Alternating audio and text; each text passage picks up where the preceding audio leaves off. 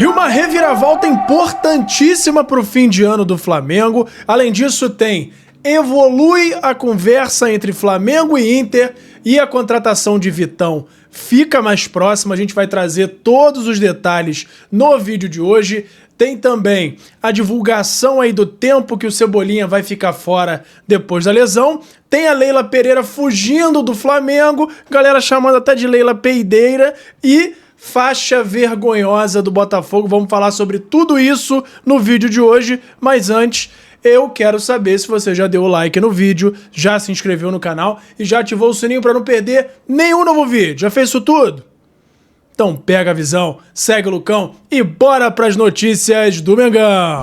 E agora uma informação exclusiva que eu acabei de ter acesso. Muita gente assiste ao conteúdo do Lucão Vital diariamente e não se inscreveu no canal do YouTube. Irmão, pega a visão pra saber tudo que tá rolando no nosso Mengão. É só se ligar no canal do Lucão. E fala galera, eu sou o Lucão, estamos aqui hoje pra falar tudo do nosso Mengão. Agendinha do Mengão depois da vitória contra o Botafogo. O Flamengo treinou nessa quinta-feira, treina novamente na sexta-feira pela manhã. No sábado, o treino já é na parte da tarde, porque o Felipe Luiz gosta de aproximar o último treino o máximo possível do horário da partida. Então, o treino do sábado ele é à tarde. Depois do jogo contra o Palmeiras no domingo, o Flamengo pega o Racing já no meio da semana que vem. 2 jogos importantíssimos, cruciais aí para o restante da temporada. Depois tem Fortaleza, depois tem o jogo da volta contra o Racing também.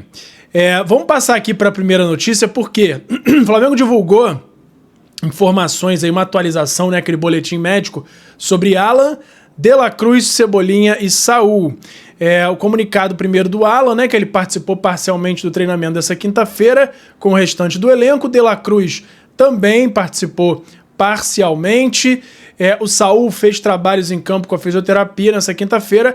E o Everton Cebolinha, exame de imagem realizado nessa quinta-feira, apontou lesão no músculo do quadril iliopsoas. Nunca ouvi falar nesse músculo, mas o jogador já iniciou tratamento com o departamento médico do clube. Inclusive já saiu aí o resultado e uma prévia aí de retorno dele, que eu já vou passar para vocês já aqui.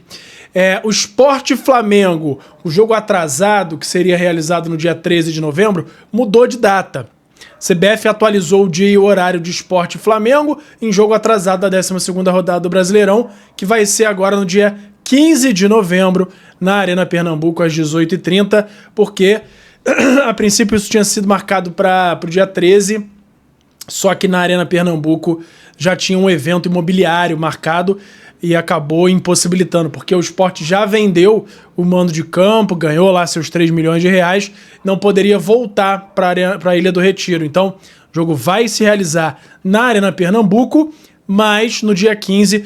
E é bom para o Flamengo ser na Arena Pernambuco, porque, como eu falei, essa venda de mando de campo vai possibilitar que a carga do visitante, ao invés de 10%, seja de 30%. Essa empresa que comprou o direito de fazer esse jogo, de realizar, de fazer esse gerenciamento e organizar essa partida, entrou em acordo com o Sport e aumentou a carga de visitante de 10% para 30%. Então, o Flamengo vai se sentir um pouco mais em casa, e mais em casa ainda o Flamengo vai se sentir nesse domingo, porque Flamengo e Palmeiras vai ter casa cheia, e casa não só cheia, casa lotada.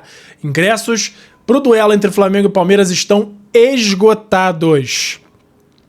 Todas as 69.413 entradas já foram comercializadas, incluindo setores VIPs, camarotes e cadeiras cativas. A expectativa é de mais de 70 mil torcedores comparecendo ao estádio do Maracanã para acompanhar a partida.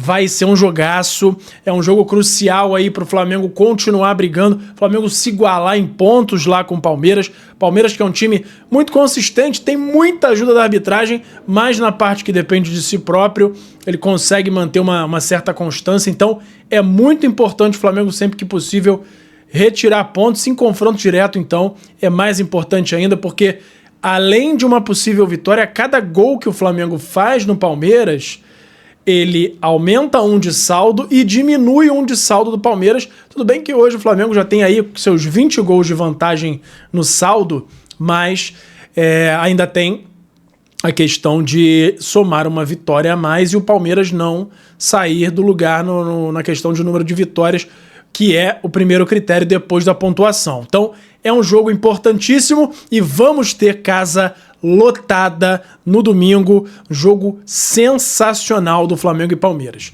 Mudando de assunto, o goleiro do Flamengo, Rossi, chegou à marca de 15 jogos sem sofrer gols no Campeonato Brasileiro. Camisa 1 rubro-negro é o goleiro estrangeiro com o maior número de clean sheets no Brasileirão, com 20 times. O recordista total é o brasileiro Rogério Ceni, quando defendia o São Paulo em 2007, que ele ficou 22 jogos sem sofrer gols.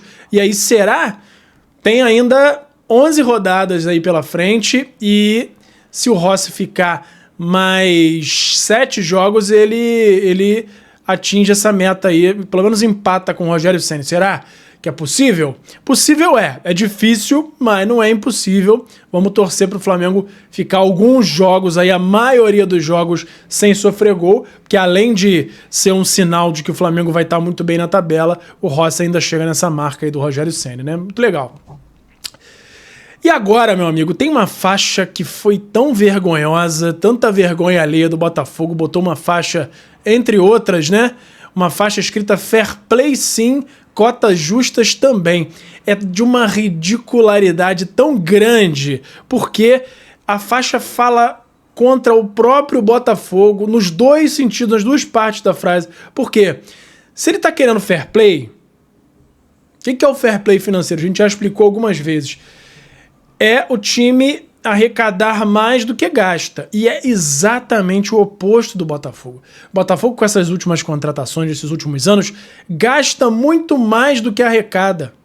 Então, se houver de fato um fair play financeiro, o Botafogo ia ser o primeiro time a tomar algum tipo de punição.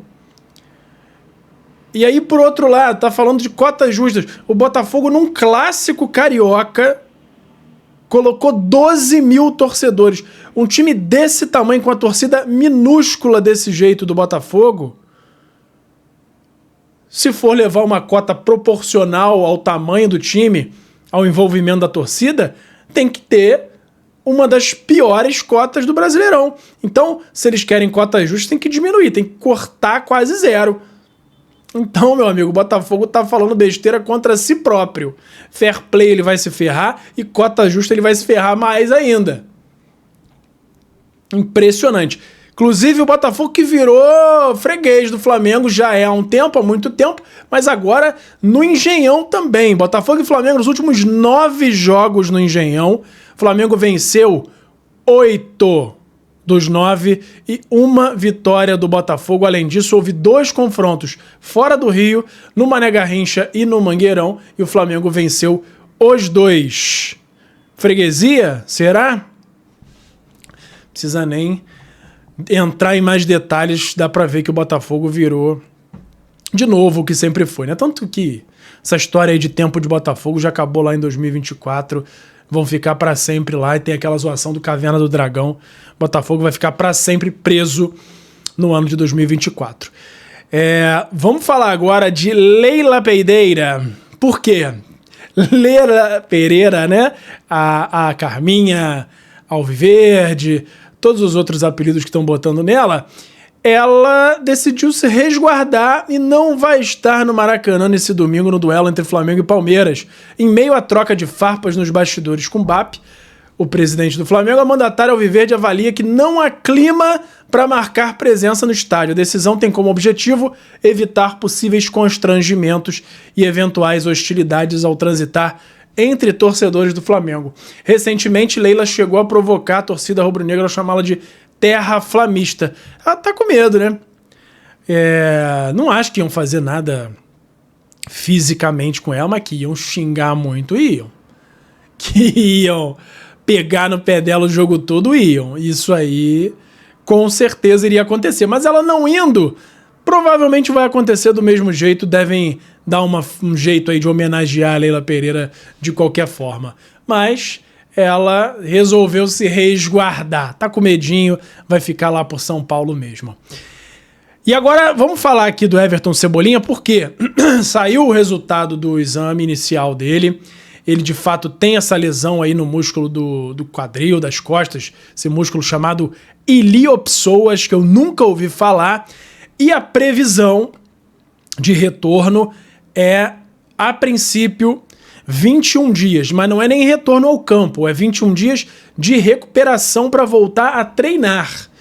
Então Everton Cebolinha aí, se voltar, ele volta só na reta final mesmo, lá para dezembro, praticamente, metade de novembro, aí ele começa a treinar até ficar bem, se readaptar, já deu dezembro, então muito provavelmente vai pegar 1 ou 2 jogos no máximo, infelizmente, porque eu acho que o Everton Cebolinha entrou até bem contra o Botafogo, mas logo em seguida ele se machucou e acabou saindo. É chata a situação, mas Everton Cebolinha tá praticamente fora aí desse finalzinho de temporada do Flamengo. Enfim, vamos falar agora de mercado da bola, mas antes tem o meu parceiro novo aqui no canal, que é o FIFA Friends Plus, que é nada mais nada menos do que o FIFA 16, para mim o melhor FIFA da história, modificado para você poder jogar com todos os times do Brasil, Série A, B, C, D, todos os times com estádio perfeito.